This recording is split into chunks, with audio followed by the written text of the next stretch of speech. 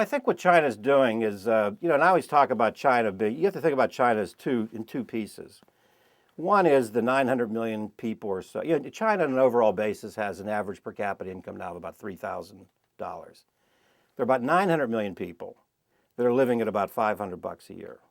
And then there are 400 million who are somewhere around a little over 8,000 per year. So obviously, those 400 million have benefited the most from this last 30 years of economic reform.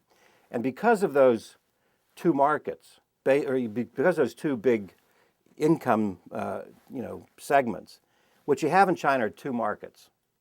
So you have got a higher cost, higher technology market, higher priced, which is this 400 million market. And then you've got a low price, low technology market.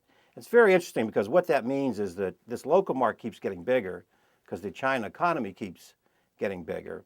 And what's happened is in every industry, you've got more competitors in China than you do any other part of the world. So for example, going back to my piston ring company, 5 years ago, and we're one of the leading piston ring companies in China, but 5 years ago, there were 150 piston ring companies in China.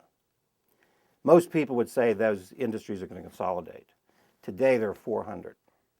There are about a half a dozen global companies in the piston ring company. And every product you take, there are half a dozen global companies today in the business, and there are 400, 500, 1,000 in China.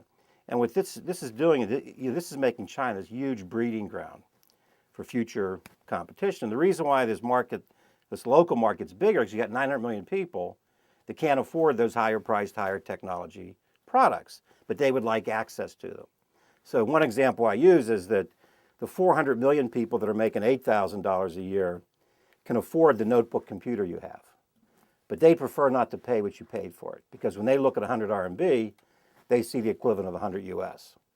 The 900 million people understand the power of the internet, and they would like that notebook computer, but they can't afford it. So 1.3 billion people in China wake up every day trying to make everything they use cheaper. So this basically brings tremendous price pressure downward on all products. And so I think what's going to happen is, with so much energy in China concentrated on trying to find a way to make everything that we use cheaper, more affordable, more convenient, easier to use, that what you're going to have is innovation and new products. And as those products gain scale in China, of course, they'll get very big.